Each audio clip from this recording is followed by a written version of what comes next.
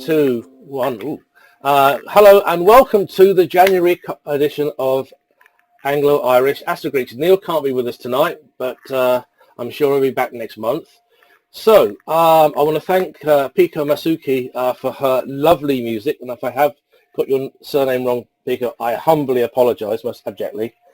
But she has given us one of her tracks to so that we now actually have intro and outro music. Thank you, Piko. It was really appreciated. So, without further ado, would the rest of the team like to introduce themselves? Well, me first, it sounds like. Yeah. I'm Anne Dunn from Astronomy Ireland. I'm Susan McKeown from Astronomy Ireland. And I am Caroline Geraghty, Astronomy Ireland. Only one person from the UK today. That's all right. You're the lone representative, Nick. Yeah, we've got a smashing guest lined up for you tonight. We did the show a little bit different because that way we can maximise our time with him. So, Anne, what is there to see in the skies? Well, hopefully everyone got to see Jupiter near the moon over the past week. It was spectacular. There was, I think it was Wednesday night, it was directly above it. It looked incredible. And then, so I'm going to start from Wednesday, January the 12th. You can see the Pleiades above the moon. It's going to be quite close. Thursday, the 13th, Mercury will be close to Saturn at 5 p.m. Now, you need to have a good view of the southwest horizon because it's going to be quite low. So, like, there's mountains in the way, which is what happens to me. You won't be able to see it, but you can still see it until Monday the 16th. And Saturn is 20 degrees lower to the right of Jupiter because that'll be bright, so you'll be able to use Jupiter to see the other two, you know.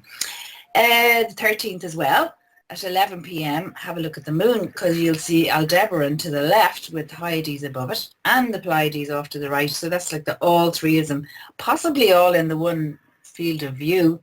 You know, don't need binoculars or anything.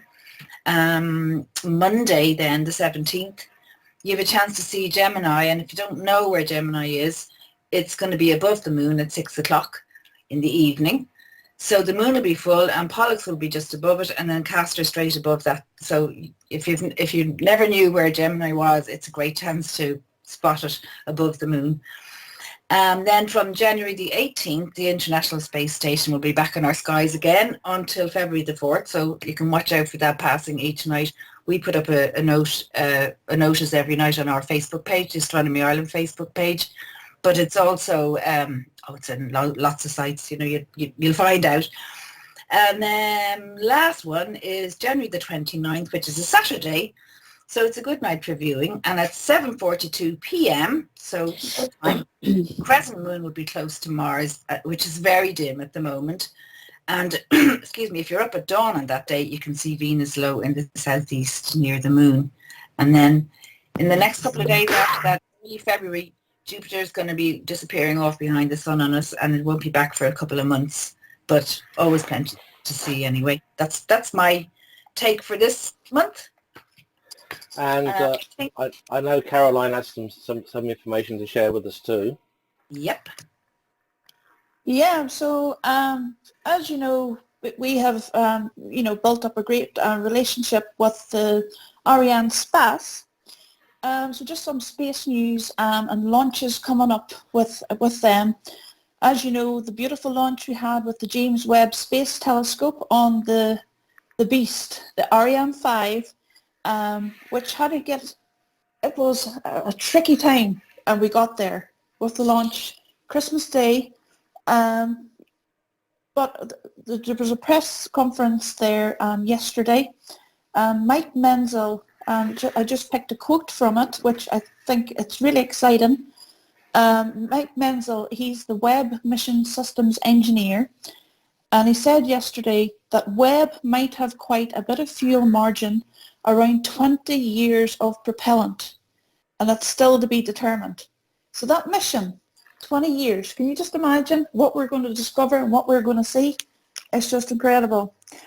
Ariane Space has also announced that they will launch Earth observation satellites, Platino 1 and 2, on Vega and Vega C rockets between 2022 this year to 2024. Both are to be launched on a sun-synchronous orbit. Platino, it's a small, all-electrical, multi-purpose small satellite platform. It's developed by Italy with other space partnerships as well. It is suitable for a wide range of applications, including optical SAR and telecoms. And also on the Ariane Space news as well, ESA and EU for Space have confirmed that they will launch 8 additional Galileo satellites. Now we all know how important the Galileo program is. Ariane will launch the first 2 satellites this year, 2022, then 3 successive launches on Ariane, the new Ariane 6 too. So they will go in 2023, 2024 and 2025. These launches then will finalise the launch of the first generation of the Galileo satellites, and this will increase the constellation resilience. So there you go, that's the space news on Ariane Space. They're always coming up with news all the time. We're hoping on a podcast down the line with our connections with Ariane 6 currently undergoing testing, with the first launch testing now this year. We're going to get somebody from Ariane Space to do a feature with us, because the launch complex, if listeners, if you tune in, if you look up ESA, look under even Ariane 6 on even Twitter, the social channels, they have the video up, the aerial shots, the whole story, the metal that it's taken to go in that. It is impressive. And so there you go, that's the Ariane Space update. Thank you, Caroline. Now, we were actually going to have a little bit more about EXO Mars, the James Webb Telescope and Armatrice, but our guest is going to really go into that as well as part of his chat with us, so I'm not going to spoil it.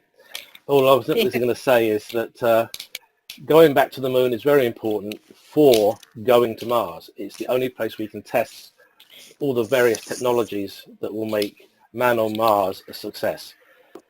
So, I think now we'll hand over to our guest.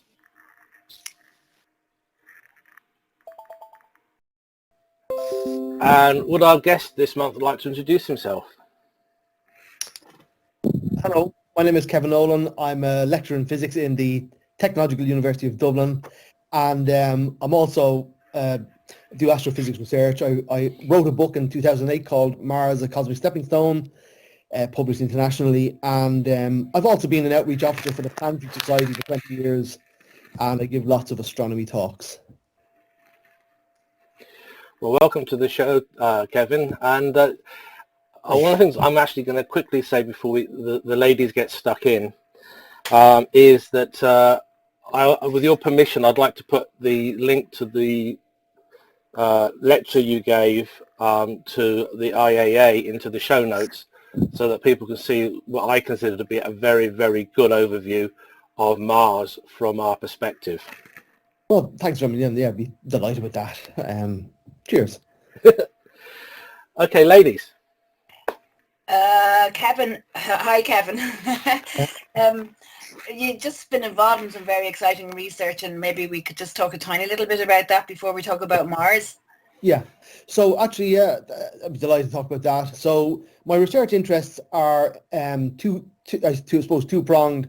I came back from the computer industry to academia, so I'm still doing my own PhD, and that's nearing completion. In fact, I wrote software for another space observatory than James Webb called Integral. Now, that was many years ago, and now I'm doing data analysis on that data, so that's ongoing. But while doing that, as being part of a university lecturer, you've got to be doing a lot of research. So I technically co-supervised a PhD by a wonderful chap called Dr. Oisin Creaner. Now he's got his PhD before me, who a great friend of Astronomy Ireland and very popular doing nighttime astronomy classes. But what Oisin and I and other colleagues, Dr. Niall Smith, who's the head of research in Cork IT, or Munster Technological University as it is now, and my colleague Dr. Eugene Hickey we decided to develop a means for identifying the best stars in the sky to check to see if they have exoplanets. So this is obviously a very popular topic, but what people typically do if they're doing searches is they might just look at a whole region of the sky and check for, and when you're trying to find planets via the transit method, you're looking for a little dip in the brightness of the target star. But which star do you pick, of all the stars? So what we did was we developed a computer algorithm that went through 300 million stars in a big survey called the Sloan Digital Sky Survey. And we used criteria that would allow us to pick out from those 300 million stars the best stars to look at. And so it was quite a sophisticated algorithm, and it took it was what was called a grid computing project. So it required 1,000 computers to run for a month just to analyze the catalogue. And we basically discovered about 65 million stars that are good to look at. Now, we're not saying they have exoplanets. We're saying they're good ones to look at. So what we did was publish that catalogue. It's online. So we hope that maybe astronomers who look for exoplanets in the future will use that catalogue. And basically the criteria are each star we found in the field has other stars that are the same magnitude close to it. So when you're doing these measurements of variations in brightness, you don't just check the star, you check the surrounding stars called reference stars. And so we've great fields with great reference stars. In fact, the best you can choose from that Sloan Digital Sky Survey. And the lovely part of this work, which has just been published, we had 2 lovely papers was published, one in the Monthly Notice of the Royal Astronomical Society and then another one in the Computer Astronomy Journal. But what's lovely about this algorithm is we can apply it to future catalogues. So what we're quite excited about as a small group in Ireland is that, with the big LSST, for example, the telescope coming online, and even Gaia's catalogue, there are other amazing catalogues out there. And we hope to run our algorithm across those catalogues, maybe to give us other stars, because the Sloan Digital Sky Survey, as amazing as a survey as it is, only imaged 25% of the northern hemisphere sky. And as we all know, the southern hemisphere is where the better sky is. So we can hopefully apply this work, John. So thanks for asking, Anne. I know you mentioned, because I mentioned to everybody recently we published our paper on it. And as I said, while we're a small group, we're delighted with the work, and we think it could have very, very good applications. And the last thing I'll say on it is that in fact, what we hope to do is, and this might be a couple of years away, just through sheer number of people available to us, is put a web interface on this, so that if you're a high-end amateur astronomer and you want to know what's a good target to check to see can I find exoplanets, then you can go to our web catalogue, either select the star or select the region of the sky, and we'll tell you what the good candidate stars to check are. So it's not just for top-end observatories, but it could be also used by top-end amateurs who have good telescopes as well. So we want that kind of dual-pronged approach to using this catalogue into the future. That's Wonderful. amazing. Yeah. Kevin, Absolutely. just to ask you, go ahead, Susan. No, go ahead. Just to ask you, Kevin, with your book with Mars, we always try and include, the future generations of space exploration. I was wondering, can you tell us a bit about, what got your fascination about Mars? Because in space, there's so much that, you want to find your niche, your interest. But what got you into Mars? And to say we need to go to Mars. It's a difficult challenge. Now we're with NASA, the different agencies, the European Space Agency, forward to the moon, onto Mars. So why do we need with all the rover missions, and why do we need to go back? And what really triggered your fascination with Mars? Well, I think it's a brilliant question, Caroline, and it's a question that needs to be kept asked, because why should we go to Mars is a legitimate question. And before I answer it, I'll tell you that surveys across Europe, done by the European Space Agency and even by the National Science Foundation America, indicate that only about 20% of the population think we should go to Mars. So it's not actually something that most people think it's a high priority. But to get back to your question, I was giving some talks around 2003. If you may remember, Mars was very close to the Earth. In fact, the closest it got in 57,000 years or something. And I gave a talk down in Cork, and I was feeling very happy with myself. And my sister Sheila, who's great, mentor and help to me, was telling me she was listening to the radio, RTE radio here in Ireland, and some woman rang in onto a chat show where somebody was talking about Mars, and she said, I know I'm supposed to be interested in Mars, but I don't know why. And that really impacted on me because I thought to myself, what's the point in me giving talks on Mars if there isn't really a case? And what just because I'm interested in it as an amateur astronomer or whatever is not good enough reason. So what I decided to do was research all of the reasons why we're going to Mars to ask myself, have we got a good reason to go to Mars? And I feel I found a very good reason, I'll tell you about in a second. And from that then came the desire to write a book to say, this is why we're going to Mars. And it hangs on an amazing 1995 document written by 19 top Mars scientists. And Carl Sagan gave the preface, but Carl Sagan was dying at the time. In fact, he died that Christmas. And it was called the Exobiological Case for Mars. And what I think had been happening, and most of us didn't know in the 80s and the 90s, was that scientists had really discovered that Mars was quite like Earth-like in the past. And in fact, in that document, what they said was there was about an equal chance that life arose on Mars as it did on Earth. And I couldn't believe that. I thought, that's why we should go back to look for life. Now, the thing is, as Caroline, as we know, is that this program has been incredibly successful over the years. So while we haven't found life, we found there's loads of water there, that it was a very clement planet in the past, that it's not dead at all. There's lots of activity going on there. And in fact, if you think about landing on Mars, it's about the only place that humans could land and for it to be in any way familiar, but by comparison to every other body in the solar system other than the moon. So to answer your question, and I think, while asking that in the early noughties, that was quite a niche thing. I think we all kind of have come to realize that actually, it is worthwhile going to Mars to try and find out what was the story about life, possible life there in its early history? What is the story of water there? Can we maybe, visit it as humans in the great, human, I suppose, endeavour of constant exploration and furthering ourselves? And indeed, as you say, Caroline, so importantly, in inspiring the next generation. Because, as we get a bit older, we realise as younger people come behind us, they want to do the next thing. It's not about me, it's about the next generation. And why shouldn't the next thing for them be Mars? And then beyond that, once we've gone to Mars. So it looks like there's lots of reasons. The question of life, it's quite familiar. There's water, there are resources there. And, it's about the only place we will be able to land for the foreseeable future in any case, other than the moon, Yeah, it's great to hear, what actually resonated, the words that you heard. For me, we met Helen Sharman. And she was doing a talk, lots of children in the audience, and lots of children would say a planet, but they don't really know why. But when she stood on the stage and looked into the faces of all the children and said, we know the next person that step on Mars, they're currently in school, they're currently young, and you could just see the excitement and that actually visualized with them that an astronaut that was on Mir space station to actually, really connect, and it's really important. And make it real, as you say, make it realize it's their generation. It's part of what they will witness as they grow.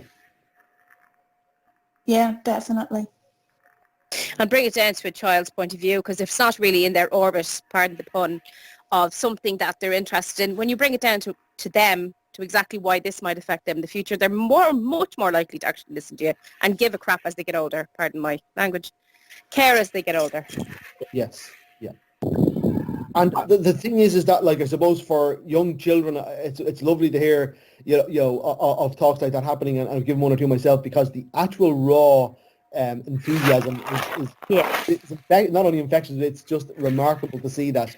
It never changes. Children just spark your imagination. They have the imagination, and it's up to us to provide a bit of guidance, a bit of direction on that, and a bit of enablement on that.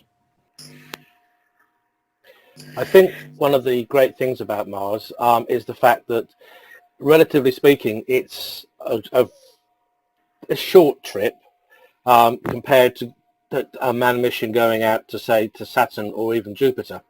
Obviously, with Jupiter, there are moons there which are possible targets for a manned mission, bearing in mind, of course, the lethal radiation Jupiter throws off.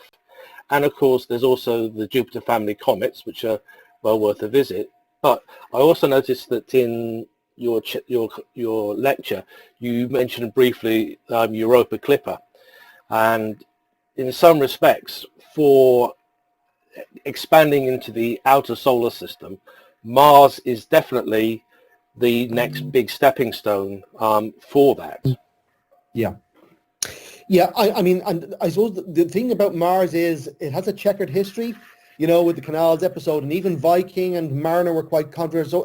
Not everybody's on board with going to Mars, and a lot of people see us sending the next space probe to Mars as being a lost opportunity to go to Europa or Enceladus, and there is a certain argument in that. I think with Mars, what we've got to continue to do, in my view, is understand that it really is an amazing laboratory for us to question the origin of life, because, you know, the big difference between the Earth and Mars is Mars retains a record of what was going on at 4 billion years ago, and it's the kind of activity we suspect gave rise to life here. So it is an amazing laboratory, and we should go there, but it's not the only place, as you allude to, Nick. And I mean, it's funny, actually, Caroline, as you were talking there about going out, and one of the things that amazed me about the New Horizons to Pluto is that we've done it now. We've gone to Pluto. So I immediately was kind of thinking to myself, there's going to be some kids around now who are kind of thinking, why stop at Pluto? Let's go to the next star. You know?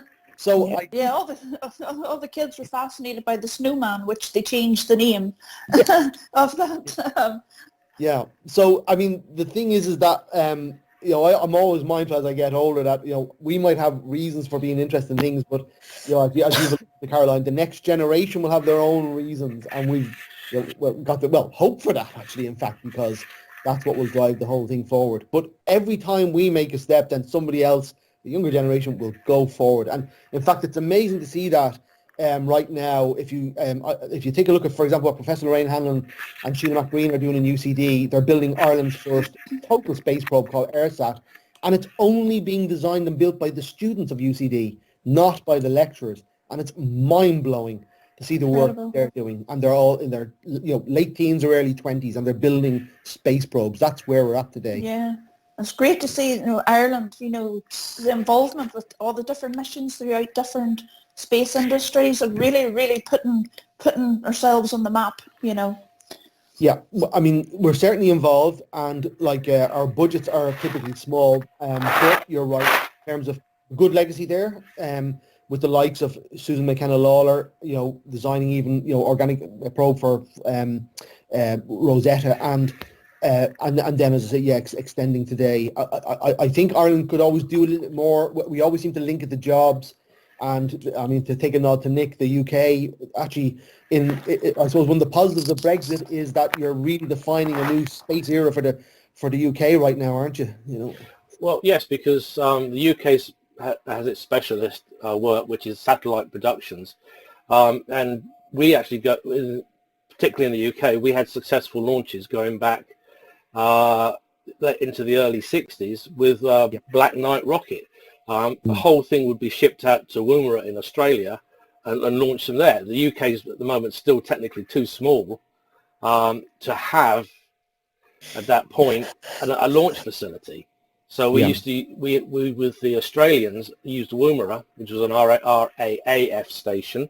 I'll get it right because I do know that folks down under listen to the show. I don't want to upset them. And that was the best thing for us. Also, it's very convenient. It's the same with French Guiana and Kururu. It's just the right geographic spot to launch rockets from. So Prospero is still up there. It's still beeping away at us. Even though its frequencies now have been given away to a commercial company, there have been attempts to contact it.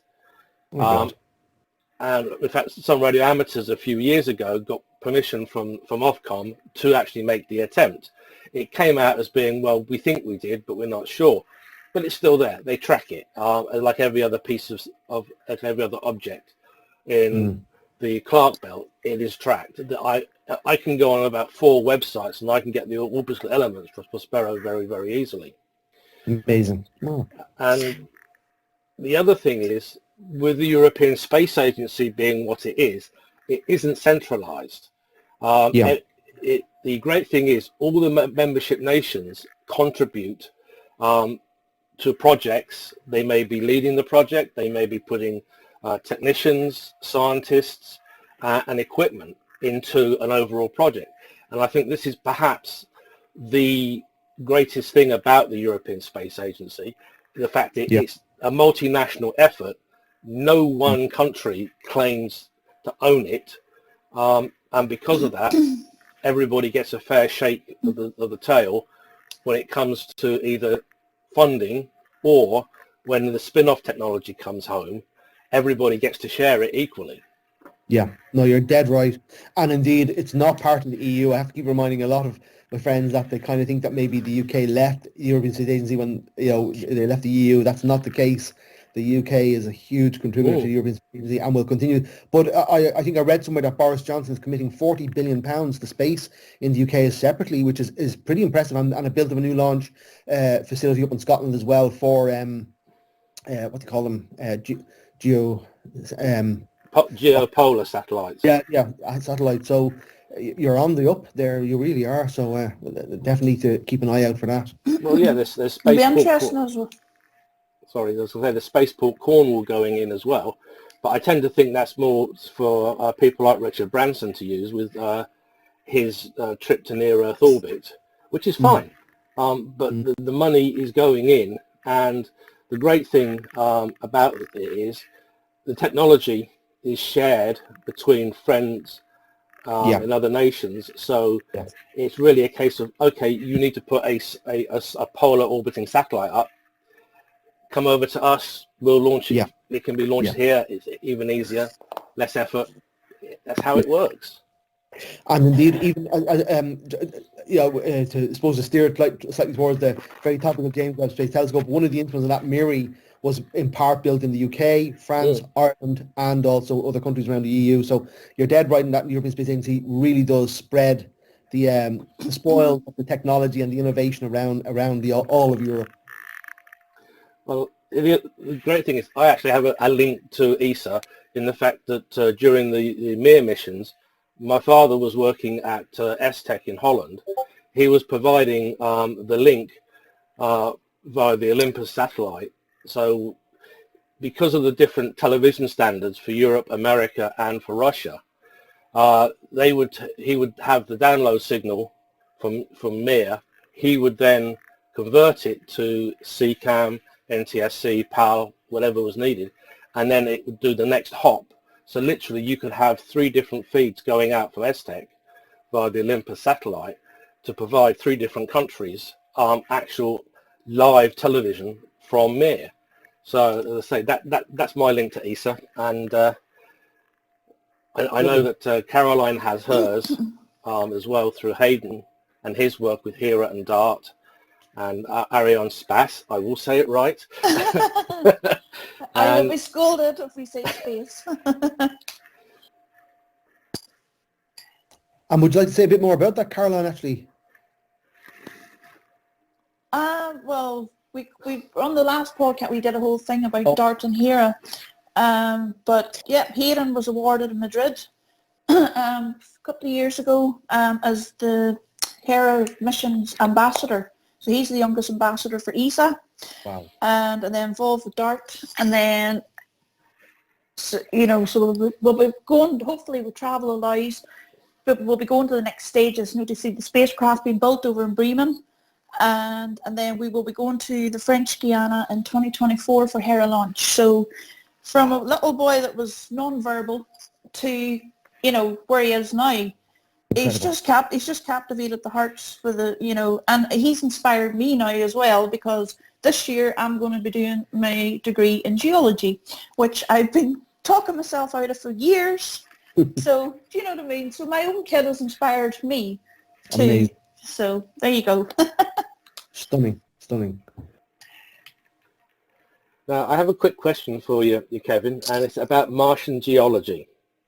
Sure. How much do we actually know about what lies beneath the crust? Well, actually, not a lot. I mean, if you take, for example, the orbiters that are in orbit at the moment, Odyssey, Mars Reconnaissance Orbiter, and Mars Express, they all have very sophisticated, actually, geothermal imaging cameras. So, in fact, actually, again, a nod to James Webb, infrared is where that's at. So by using what are called infrared spectroscopy, you can determine the kind of mineralogy on Mars by the different infrared emissions from different materials, and it's what's called comparative geology. So Caroline will know all about this when she's in a degree, because we basically compare the geology of Mars to that Earth, and we can then infer what the surface of Mars is made of. So actually, when I say not a lot, I suppose actually that's not right.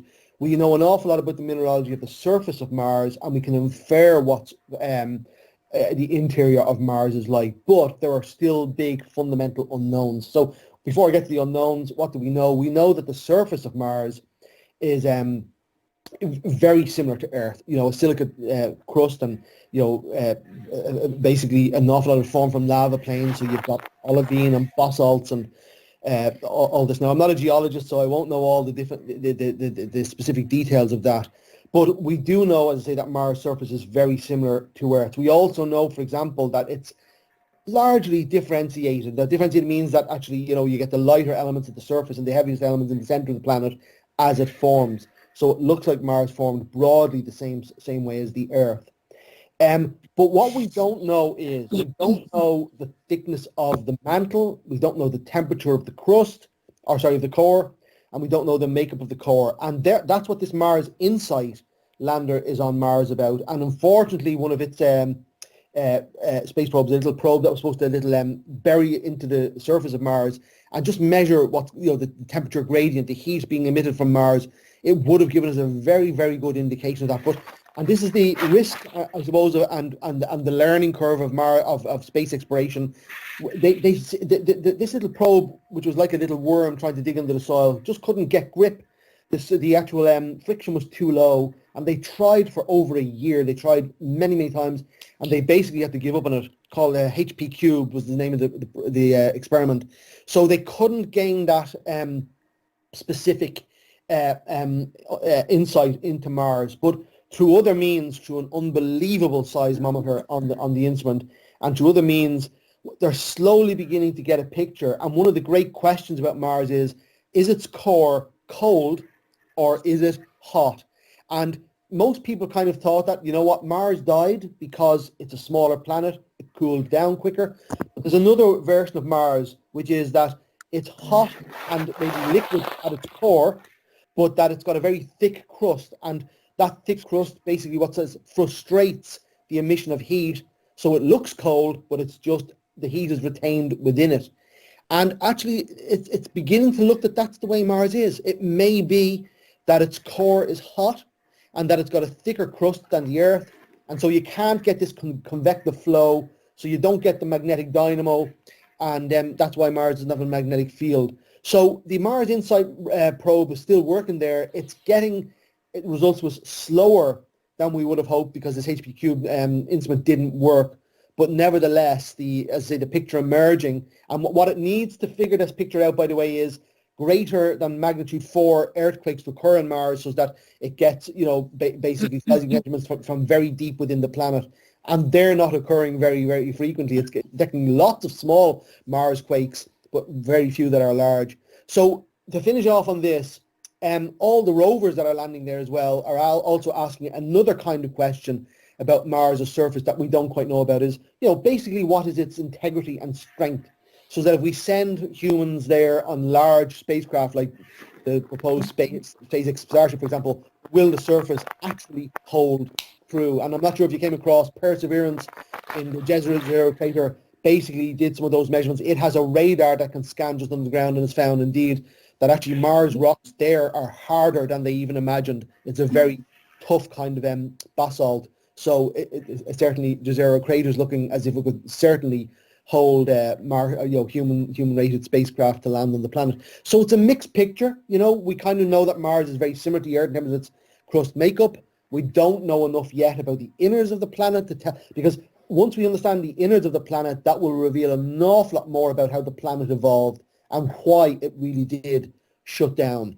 And then, as I said, the near surface we want to try and understand. In fact, for two reasons. One, for space probes, but also, as we've all become aware, is there near surface underground reservoirs of water or water ice? And indeed, we found that that's the case.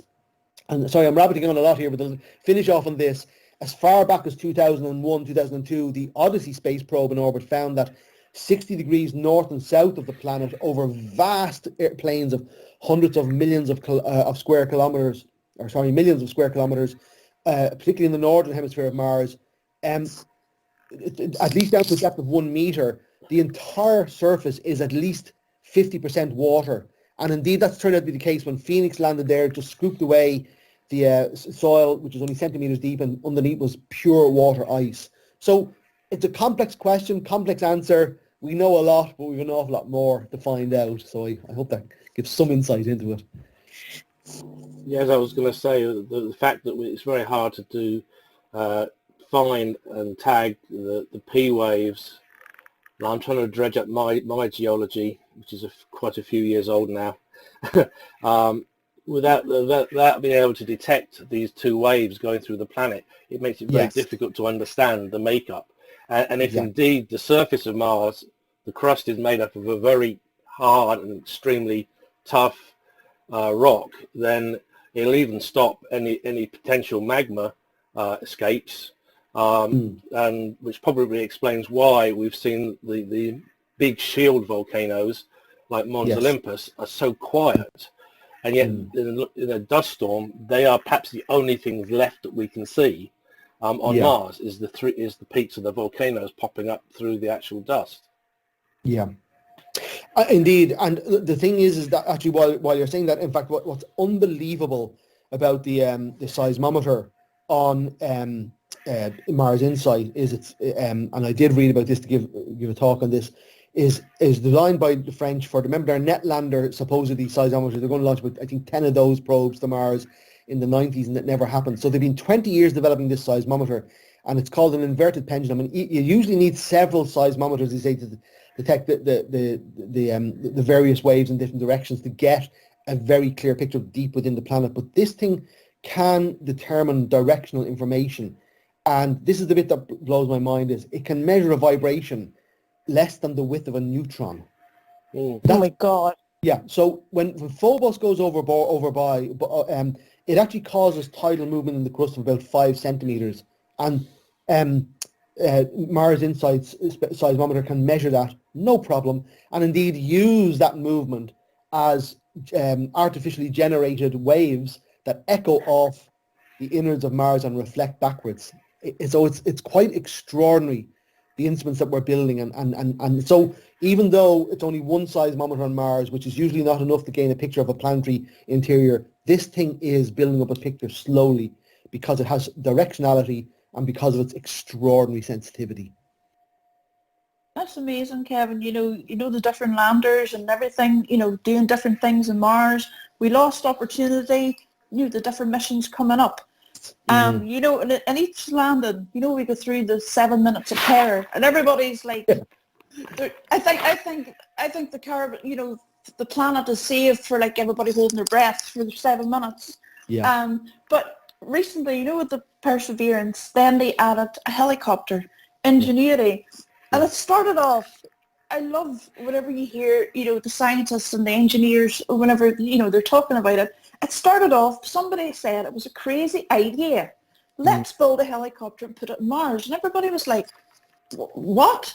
And they achieved it. Sure. But, how mind-blowing is that, for you as well, into Mars, that we can actually, with all the different test flights, as well as just a lander, being controlled and programmed, in a slow pace around, that a little helicopter in those harsh conditions. Yeah, I think you're right, Caroline. I mean, it is mind-blowing, and every time we see these missions occur, even though actually they do get good news coverage when they land, you'd wish that more of the news showed some of these stories, because again, I'm probably laying it on a little bit thick here, but the ingenuity and the positivity and the brilliance of what people can do when they have a goal like this is, as you say, mind-blowing. And to build a little helicopter that can fly on a planet which has an atmosphere 1% the density of our atmosphere is quite extraordinary.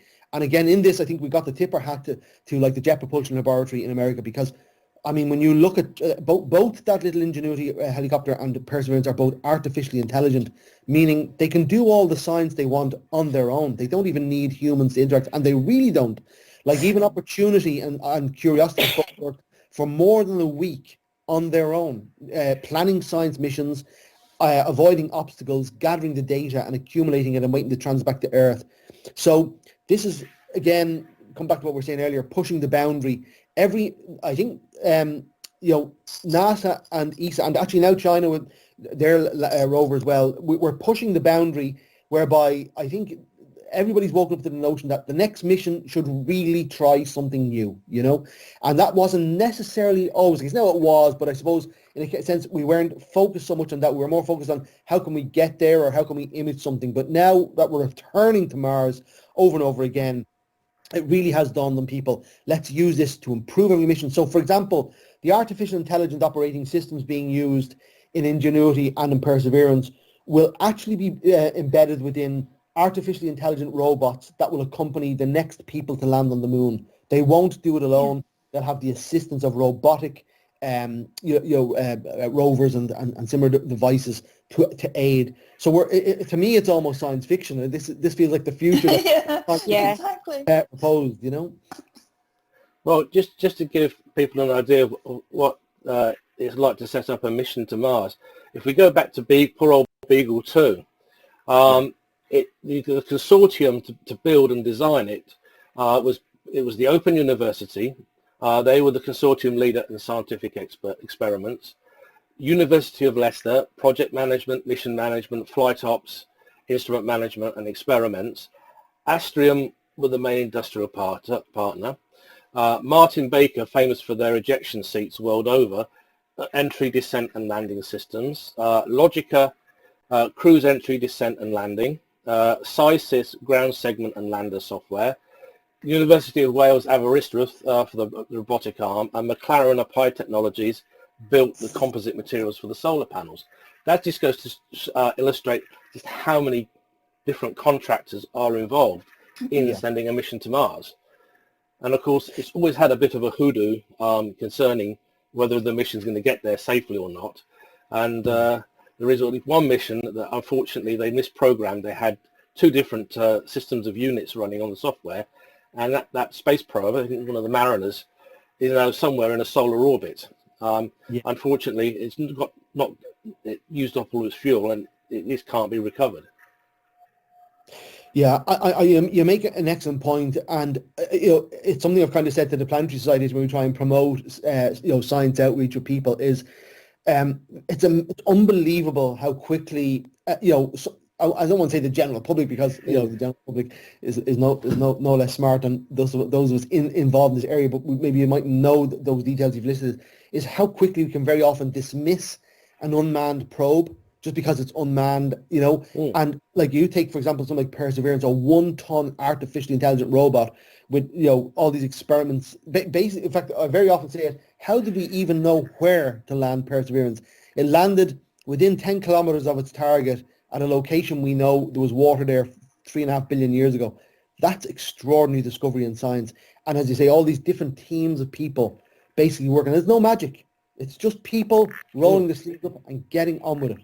And for me, whether or not it's Beagle to that land, obviously landed with crash landed, and I don't see that as failure. The mass spectrometer in that, by the way, was quite revolutionary and helped actually build the mass spectrometer on Curiosity.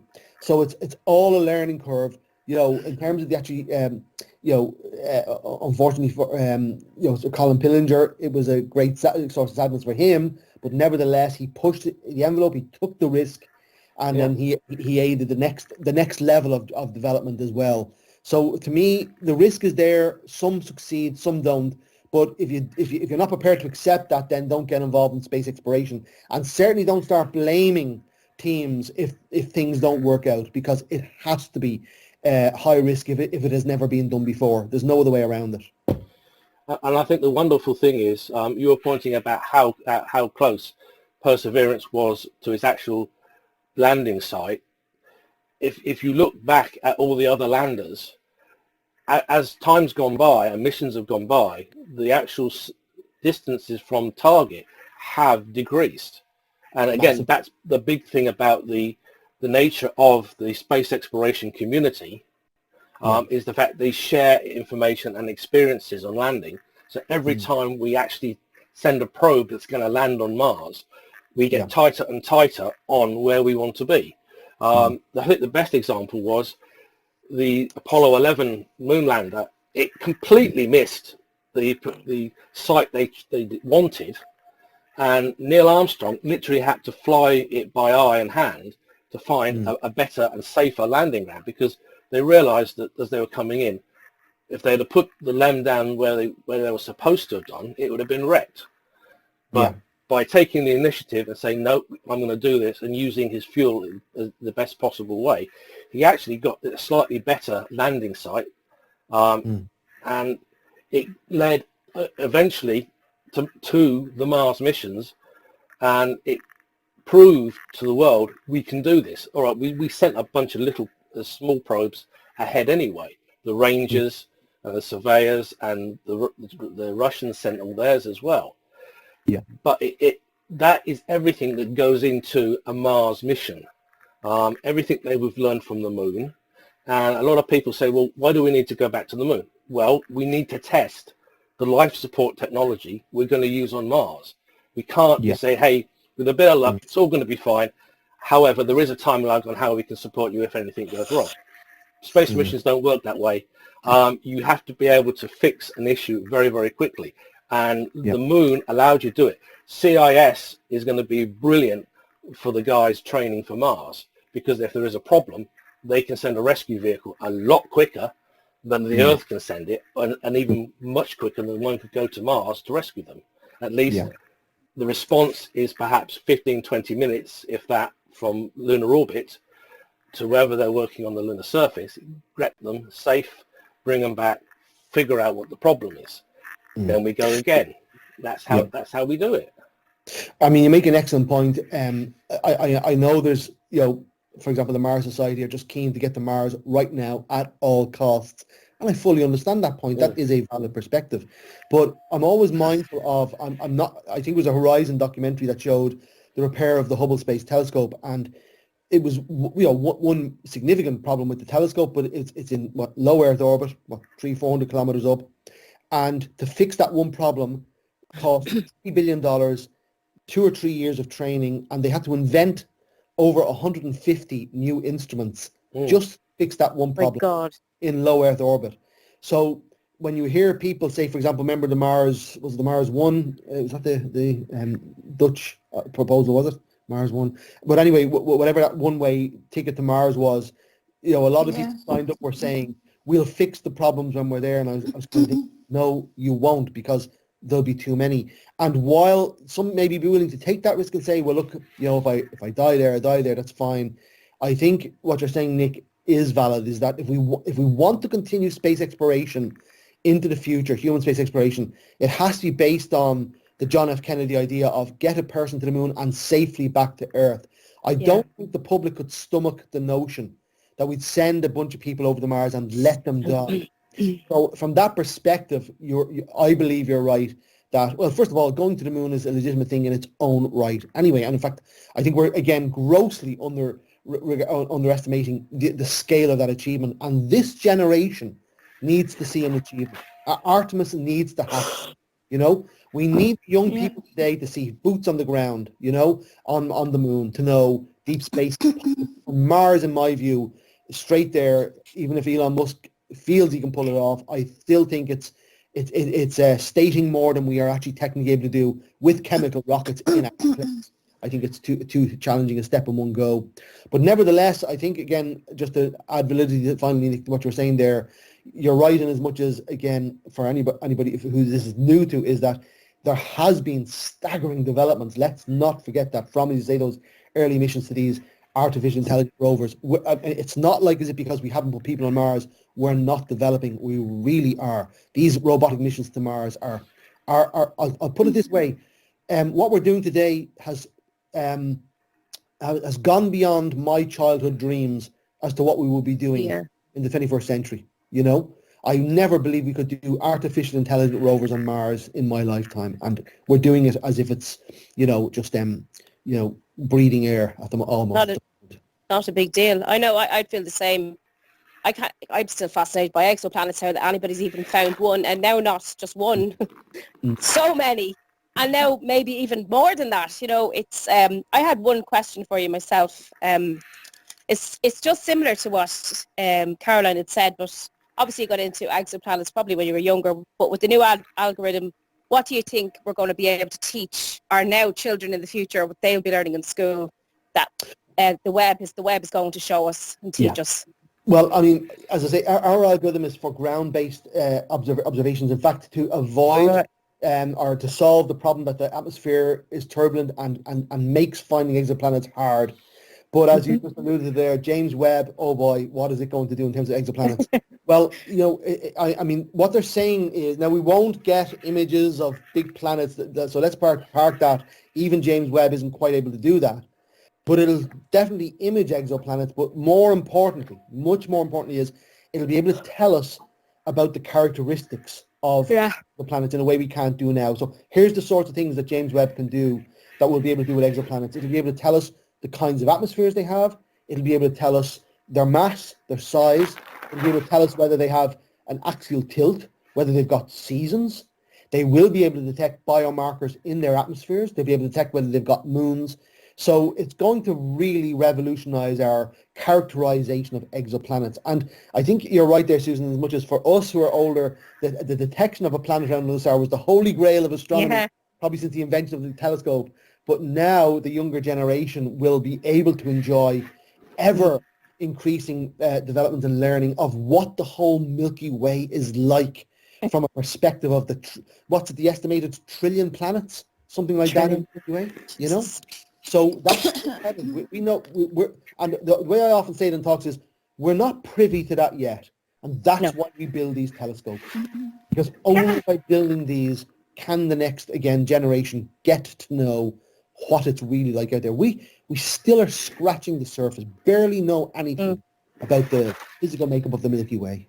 Kevin, I've just come from a really good lecture by Professor Patrick Kavanagh from the Dublin Institute of Advanced Studies about James Webb. He's working on it, and he showed a lovely video of the very last photo of it taken by an Irish company, Railthrow. It was brilliant. But your algorithms, he was saying that people will book, different scientists and astronomers will book time on the James Webb like the way you can with Hubble. Do you think that maybe down the road somebody will book, using your algorithm, will book time to look at a particular thing? Well, the first thing I think we've got to say is Patrick Kavanagh himself and indeed Professor Tom Ray from DIAS will be using it. They really will. So there'll be actually plenty of UK and Irish international astronomers from all over using it.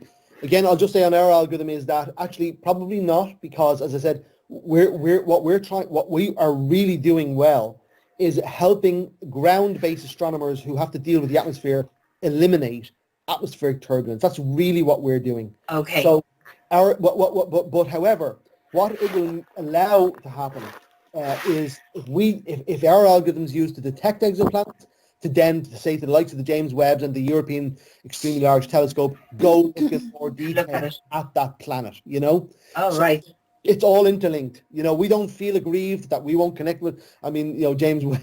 We dare dream that, but that's not the point. The point is, all of this astronomical discovery is interlinked. And the wonderful thing about James Webb is, while it's an amazing space mission, it's also an extraordinary astronomical discovery mission. Yeah. And it will link in with ground-based telescopes all over the place. So we in no way feel excluded or disconnected from that. Yeah. Write our own manual. Yeah, write our own manual to space as we go. Point by point, sharing information and hoping everybody gets something right. Absolutely right. And in fact, actually, as a physicist myself, I was told even in first year, there's this lovely cycle of scientists discover something, it becomes technology, engineers use it to build a better instrument, they help the scientists discover something more. There's this, symbiosis across all the areas. Yeah. Now that's feeding in multiple ways. So it's, you've got people who are even non-scientists helping. For example, in the future, let's say take space exploration. Dr. Niamh Shaw, who we know is one of Ireland's aspiring astronauts. what she wants to do is actually what William Shatner did on Blue Origin there. She wants to document space, from the civilian's perspective, because astronauts who are paid or cost millions of euros to train them don't have that time, and in fact they mightn't even have the language. Okay, Chris Hadfield and others are brilliant in that regard, but nevertheless, as you say, this move forward as we're feeling our way, and I suppose this is, again, sorry I'm rabbiting on here a little bit, but this is what Space 4.0, the new term, is all about, is that it includes more and more people from different aspects of society to get involved in space. Absolutely agree with you there, Kevin, because you mentioned Dr. Neve Shaw. She's actually a really, really good friend of Hayden and I's. And, the connections that we've made with her passion. You see, if you could bottle her passion for what she does, Very true. The world would be an amazing place, and the connections that she's put up with us. She actually took Hayden's painting. He did a painting of Mars, and I put the red paint on his little foot. And she took that to Star City, and she flew that painting with her on her 0G flight. And then from that, we did TV stuff together, and, the community is just amazing. The passion that people has, they have different niches. It's like a big jigsaw puzzle, and we all just fit, we just make our own, picture. And the thing, we always look to the future and beyond. Anne was saying about, the James Webb Space Telescope lecture, we're going back in time. But it's amazing to go way back in time, billions, millions years ago, coming from a planetary defense side of things, always protecting our planet, what they're going to discover asteroid-wise that we don't know about, getting up closer, getting to see what they're made up of. It's exciting, and everybody, why space? Everybody needs more space.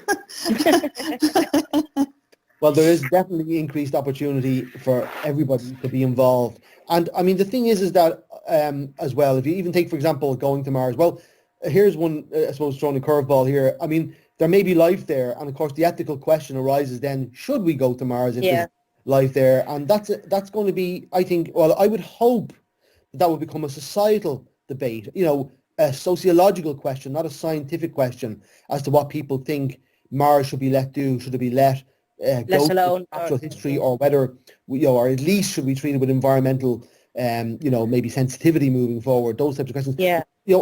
I mean, as a younger person, I kind of thought there's got to be a right way of doing everything, and society will have that conversation. I don't think Christopher Columbus had an environmental sensitivity conversation about exploring the West. So those conversations don't always happen. Very often it's big business moves in and says, we're going to Mars, and that's the end of it. But I would like to think that as time goes by and more people become interested in space, or at least take a passing interest in it, that that will shape the narrative, shape how the next generation. I mean, space junk is another one, isn't it? There's so much. Let's hope we can start to do space better and clearer in the future, so that our next generations can enjoy it and we don't muck it up on them. We don't wreck it on them before they even get the chance. I know. Yeah. I have to wonder one thing, is when we went to Mars with Vikings 1 and 2, our clean room techniques, particularly for sterilizing the space probes, weren't as good as when we started sending the actual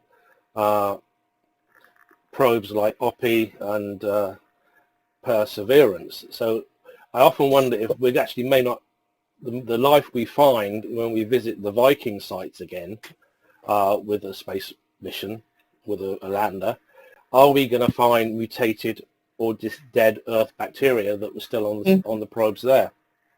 Well, actually, Nick, I mean, it's even worse than you imagine, because again, for researching my book, I had to read into this a lot.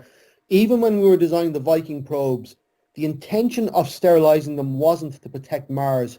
It was only so that we wouldn't get what's called a false positive measurement of life on Mars. So in other words, if we detected life, that it wasn't microbes. And so that's the extent they sterilized it, was the extent that they could be guaranteed they wouldn't get a false positive result. Now, it has to be said, I think it's like a Viking level 3 sterilization is very, very high. It's very unlikely there are any microbes on Mars at the Mars Viking sites, because the surface really does break down organic matter. But nevertheless, the basic point you make is dead right. And actually, even some of the rovers have not been sterilized, by the way, to quite the levels of Viking. So there you go. Wow. Yeah. Cameron, I was just wondering, could you just explain a little bit what the Planetary Society does, in case anyone hasn't heard of it? So the Planetary Society is this fantastic society set up by Carl Sagan, actually, with two other colleagues of his called Bruce Murray, who was the head of JPL and the head of the Vikings, and then a man called Lewis Friedman, who was a senior engineer in NASA. And actually the Vikings, because they found no evidence of life, like a huge number of people recoiled from wanting to do Mars exploration again, including NASA. They shut down all their Mars plans, and about half of planetary scientists recoiled. And Mars was basically bad press, and nobody was interested in it. Now, Carl Sagan made the argument that you can't sum up an entire planet from two landings. It's a much bigger place. It's got the land area. It's got an area the size of the land area of Earth. So to actually try and garner interest in planetary exploration again, that's why they set up the Planetary Society. And indeed, very quickly, it had well over 100,000 members globally, worldwide. Now, what they are is basically a non-profit organization, and they're just looking to get people interested in planetary exploration. That's it. And what they do is they invite, because they're based in Pasadena in California, they're right next to JPL, they have constant access to the top scientists, the top planetary scientists. And these days, let me cut to the chase to say that their portal is called planetary.org. Now, I used to be what's called the coordinator to Ireland for the Planetary Society, but they stood that role down about 2 or 3 years ago because one of them went rogue on Europe and started using the Planetary Society for promoting all sorts of right-wing politics. So I'm now just a volunteer. So anybody can become a volunteer for the Planetary Society, or you don't even have to. And they used to look for paid membership. Now, they still have memberships, but actually they took a decision about 2 or 3 years ago, let's make everything free. So they used to make release to their members a report called the Planetary Report, which you pay your $50 a year to get 6 times a year. Now that's open source, so you can go online and read it. And they have an amazing blogger called Emily Lakawala, who has a world reputation, and she manages the blog. In fact, she manages the Planetary Report as well. So the Planetary Society blog is it's invited guests. It's the top planetary scientists.